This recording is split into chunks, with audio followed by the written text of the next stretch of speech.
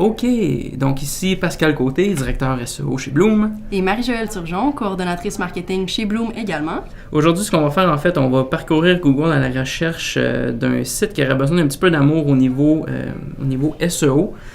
Donc, pour vous expliquer un petit peu l'interface dans laquelle on joue aujourd'hui, pour les plus aguerris d'entre vous, vous allez remarquer qu'on est en navigation privée.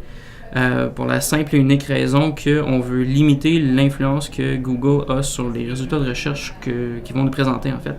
On est aussi déconnecté d'une adresse Gmail ou Google ou peu importe pour également réduire l'impact que ça a. Donc on part from scratch, comme on dit en bon français.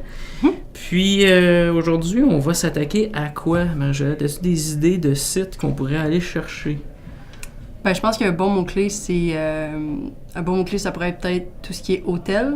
Ah, essayons ça. Je vais essayer de l'écrire tout croche en plus, comme ça on donne aucune chance à Google. Hôtel à Québec? À Montréal. À Montréal, parce qu'on est à Montréal. Exact. Allons-y. Donc, quand on évalue un site qui a besoin d'amour en termes de SEO, idéalement, on cherche un site qui n'est pas en première page. Puis notre but, ça va être de l'amener en première page. Pour le mot-clé hôtel, c'est extrêmement intéressant parce que ce qu'on remarque ici, c'est que on a 4 merveilleuses annonces qui sont avant de voir un résultat organique. Ensuite, on continue à descendre, puis on voit que même Google a son propre moteur de recherche d'hôtels spécifiquement, qui commence souvent par une bonne annonce aussi. Puis là, enfin, on arrive au premier résultat organique qui est TripAdvisor. Ensuite, avec des nouvelles. Hey, c'est long, hein? Mm-hmm. C'est long avant d'arriver dans l'organique. C'est pourquoi la première place est aussi importante que ça. Donc, on descend. Oui, c'est bien beau. Trivago. OK. Page numéro 2. Donc, on cherche un site qu'on qualifierait, nous, d'un site client. Donc, qui n'est pas un répertoire, qui n'est pas pas nécessairement une grosse marque qui possède plusieurs emplacements. On cherche un hôtel là, un petit peu plus standard, plus modeste. Tiens, celui-là, c'en serait un, Hôtel Y Montréal, ou celui-là aussi, Hôtel Faubourg. Le Germain aussi pourrait être un bon candidat, lesquels on prend? Le Germain, peut-être? Ouais, À première vue, qu'est-ce que tu penses des descriptions, des titres que tu vois? Y en a-tu un qui t'interpelle plus que les autres? Pour ces trois-là, en termes de description, ce qui est intéressant de remarquer, c'est que dans ces deux cas-là, dans les deux premiers cas ici, c'est des pages d'accueil en fait qu'on cible. Donc ces URL-là, c'est vers les pages d'accueil, tandis que celui du Germain, c'est vers leur location à Montréal. Donc, si toi tu l'aimes bien, moi je dirais qu'il faudrait le discard parce qu'il y a plus qu'une succursale. Oups. Donc, on irait vraiment entre Hôtel Le Faubourg et Hôtel Y. Si je regarde ça, les descriptions sont pas trop longues, parce que normalement, quand les descriptions sont trop longues, il y a 3 petits points. Ouais. Mais l'Hôtel du Faubourg a 3 petits points. Donc, techniquement, son titre est un petit peu trop long. Je pense que c'est une bonne piste. Allons-y. On va aller voir. Donc, quand j'arrive sur un site Internet, la première chose que je regarde, c'est s'il est sécurisé. Dans le cas de l'Hôtel du Faubourg, malheureusement, il est tagué, il est identifié comme étant non sécurisé, simplement parce qu'il n'y a pas de protocole HTTPS devant son URL. C'est pas quelque chose d'extrêmement compliqué à faire, il faut contacter l'hébergeur. Puis normalement, c'est une flip à switcher. Oui, exactement. Une switch à flipper du côté de l'hébergeur qui a des coûts très faibles ou nuls dans la plupart des cas. Puis ça, est-ce que ça affecte simplement la perception de l'utilisateur, comme quoi le site n'est pas sécurisé, ou ça influence aussi sa position sur les moteurs de recherche? Les deux. Les deux. Le HTTPS qu'on appelle, c'est un facteur qui te donne par défaut un avantage sur ceux qui ne le sont pas. Okay. C'est bien rare que des sites ne le sont pas de nos jours. C'est encore plus important quand, comme un hôtel, tu recueilles des coordonnées de carte. Une transaction, exactement. Fait pour les sites d'hôtels, les sites d'e-com, c'est extrêmement important d'être sécurisé. Donc, premier red flag que je vois ici. Deuxième red flag, j'ai même pas le temps de me rendre sur le site puis j'ai un pop-up en pleine face. Je comprends qu'ils veulent qu'on book des chambres d'hôtel. J'ai même pas le temps de regarder les chambres, j'ai pas le temps de rien faire puis là j'ai un pop-up. Ça m'intéresse pas, je suis vraiment désolé. Je vais cliquer sur X. Donc, ensuite, ce que je regarde, normalement, j'ai un add-on, un plugin Chrome en fait qui me permet de voir le code source. Là, sur ça, malheureusement, on est sur Mac et je suis pas habitué d'être sur Mac, donc on va skipper et on va y aller à bonne franquette. Le SEO, je vais dire ça paraît bizarre. C'est pas compliqué dans le sens que, comme le CRO ou l'optimisation des conversions, si le site, il te semble pas correct, ou il y a des petits trucs qui t'accrochent, normalement, c'est parce qu'il est pas correct. Premier truc que je vois, ça c'est une vidéo YouTube. Ici, on voit le nom d'utilisateur en haut à gauche qui est coupé par le logo. Ouais. En termes d'expérience utilisateur, c'est pas extra. Donc, c'est un autre red flag que je vois avec mes yeux, pas nécessairement en tant que moteur de recherche, mais juste avec mes conneilles. En tant qu'utilisateur. Exactement. Donc, si je descends un petit peu en bas... Je vois aussi rapidement que l'URL qu'on a sur la page d'accueil, elle termine par défaut /fr.html, c'est pas une bonne pratique non plus, non? Tout dépendamment de comment le site est fait, en ce moment, ce que ça m'indique, c'est qu'il existe un équivalent en anglais et que le site il est fait soit à la main ou avec un CMS, donc un gestionnaire de contenu soit personnalisé ou manuel. Okay. Donc, ce qu'on peut vérifier, c'est en allant dans FR, cliquer sur EN, regarder l'URL. Donc, c'est pas optimal, mais étant donné qu'ils ont des pages équivalentes en anglais et en français, c'est pas si grave que ça. Okay. Ce qui est important de voir après, c'est si on va dans des pages de catégories. OK, Rooms EN, ça c'est bien. Puis lui, Rooms FR. C'est là qu'on commence à avoir des petits problèmes en fait. Comme tu le sais très bien, avoir des URL équivalents, c'est extrêmement important. Ouais. C'est aussi important de les avoir dans la même langue que l'utilisateur. Et c'est la langue du site, en fait. Donc, on est dans la section FR, mais l'URL reste Rooms en anglais -FR. Encore une fois, c'est correct, c'est pas optimal, mais idéalement, il faudrait avoir chambre-fr ou tout simplement chambre.html. Et je peux supposer fortement que c'est la même chose pour les autres pages. Amenities ici, puis si je vais en anglais, je suis pas mal sûr que c'est Amenities N également. Et dans notre URL, on serait supposé d'avoir un espèce de mot-clé important pour cette page-là. Puis si le mot-clé est en anglais, ça aide pas vraiment notre référencement. Exactement, c'est ça.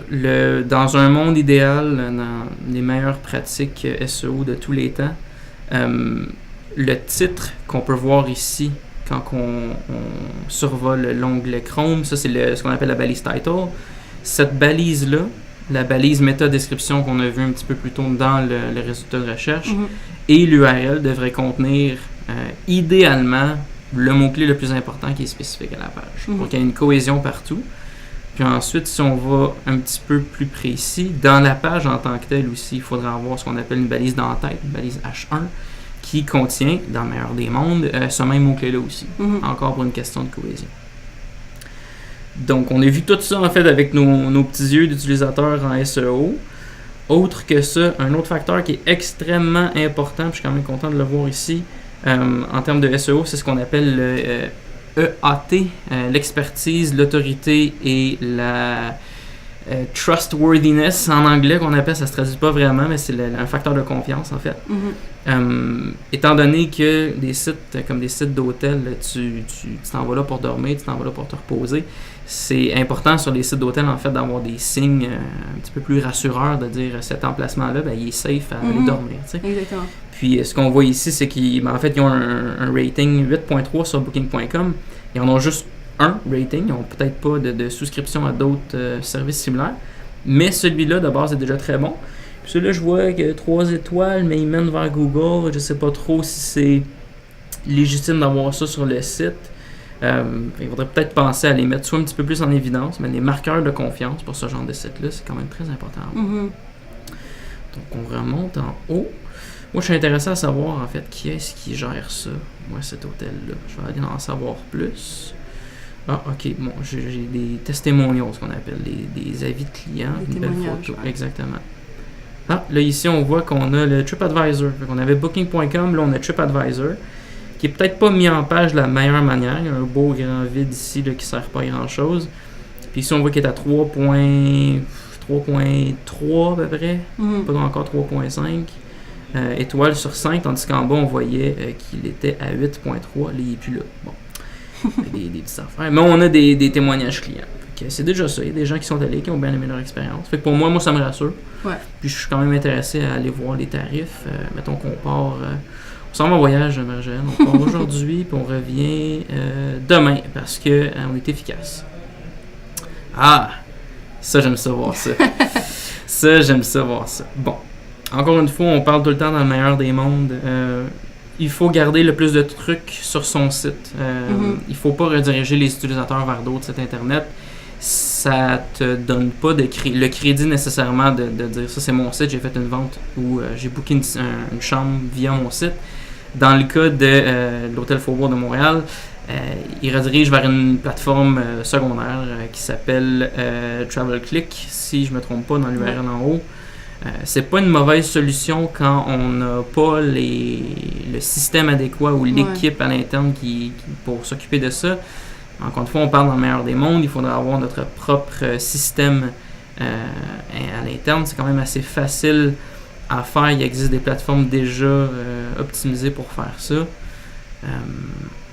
Donc, il y aurait moyen de regarder. Là. Puis là, je vois le chambre 6, ça marche pas. Chambre 19, ok. Quand il y a un prix, ça veut dire que c'est disponible. Quand il n'y a pas de prix, c'est pas disponible. Non, je pense que c'est les dates en fait.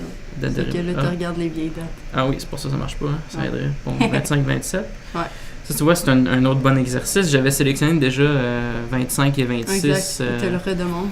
Ouais, ils me redemandent, je suppose que parce qu'ils peuvent pas booker le 25, donc ils ont juste tout cancellé ce que j'avais, puis ils m'ont dit refais-le, puis ils m'ont pas mis d'annonce comme quoi ça marchait. Ouais. Donc, j'ai pas de code promotionnel, le 26-27, actualisez vos dates, allons-y. Je vais juste revenir sur ton point précédent, Pascal. Vas-y donc. Donc, ce que tu dis, c'est que d'avoir une plateforme de paiement à l'extérieur de ton site, ça peut affecter ton référencement? Ça fait en sorte que c'est beaucoup plus difficile pour toi de tracker tout ce qui se passe sur ton site. Ouais. Tout ce que tu peux tracker, c'est de dire j'ai envoyé une réservation à tel site. C'est tout. Dépendamment de la bienveillance de ce site-là, tu peux pas savoir quelle salle quelle chambre ils ont visité ou le chemin de l'utilisateur, tu le perds à ce niveau-là. Okay. Fait que ça te donne moins de données, en fait. C'est pour ça que je trouve pas... je suis un puriste, mais c'est pour ça que j'aime pas ça. Puis là, on tombe en fait exactement dans la place pour réserver. Je ferai pas le tour de ça parce que ça n'a pas rapport au Faubourg Montréal. C'est une autre plateforme, un autre domaine complètement qui n'a pas rapport. Donc, on ferait nos réservations là pour partir en voyage. Donc, ça, c'est quand même un problème assez important. Je vois aussi qu'à première vue, un sujet qu'on parle beaucoup en référencement organique, c'est les blogs. Oui. Ça peut vraiment aider à pousser le référencement pour un site. Puis je vois que là, il semble pas en avoir, ou du moins, il n'est pas mis en évidence dans leur menu. Non, ils ont des albums photos avec des photos de la place. Jamais un moment d'ennui. Ok, ça c'est le resize. Ils ont des attractions. Des différents. Il y a quand même beaucoup de détails ici. Ouais. Ça c'est quand même très bien. Mais il n'y a pas de... en effet, il n'y a pas de blog. Peut-être d'en savoir plus. C'est peut-être caché. Réunion, calendrier des événements. Non, c'est quand même un module qui est intéressant, ça ici. Il n'y a rien dessus. Fait que, à voir. Mais non, en effet, c'est une bonne pratique d'avoir un blog. On dit un blog, mais ça peut être n'importe quel endroit sur ton site internet où tu peux publier du contenu de manière récurrente. Que ça parle de toi, que ça parle de ton industrie. Le blog est là en fait pour rafraîchir le contenu qu'il y a sur ton site. Google adore le contenu qui est frais et pertinent. Puis c'est une manière de un peu forcer la main aux moteurs de recherche pour qu'ils viennent te revoir par la suite. Dans leur cas, c'est pas quelque chose qui leur nuit, mais si on était pour comparer d'autres hôtels comme on a vu à la page numéro 1 tantôt, qui ont fort probablement un endroit où il y a du contenu qui est récurrent, ça pourrait être un avantage compétitif que eux n'ont pas en ce moment. Ça c'est les attractions, localisation, c'est ça. Fait qu'à première vue, c'est pas mal ce que je vois. Je suis pas allé regarder dans les... Ah, ben oui, regardons ça. À première vue, il y a des erreurs dans le menu. Ça, c'est Amenities, et ça ici, c'est les spéciaux. Si je m'en vais en anglais, ça va sûrement changer de titre. Ouais, Amenities et Special Offers en anglais. Donc, un problème de traduction. Ouais, ça, c'est une petite shot de User Experience là, qui devrait... être optimisé là, parce que c'est pas hyper optimal pour ça. Comme j'allais dire, je suis pas allé voir dans le code source, j'ai pas tous mes outils normalement que j'utilise pour aller voir la vitesse d'un site, la vitesse de chargement, le délai et tout ça. Donc, mais en surface, c'est le genre d'analyse qu'on peut faire une fois qu'on a une idée d'un client qu'on aimerait approcher. Dans le cas de l'Hôtel Faubourg de Montréal, il y aurait des optimisations à faire. Puis, si jamais vous écoutez, je vous souhaite de nous contacter pour avoir un peu plus d'infos, qu'on aille creuser un petit peu plus creux là-dessus. Je serais intéressé de voir. Parfait. Merci, Pascal. Ça fait plaisir.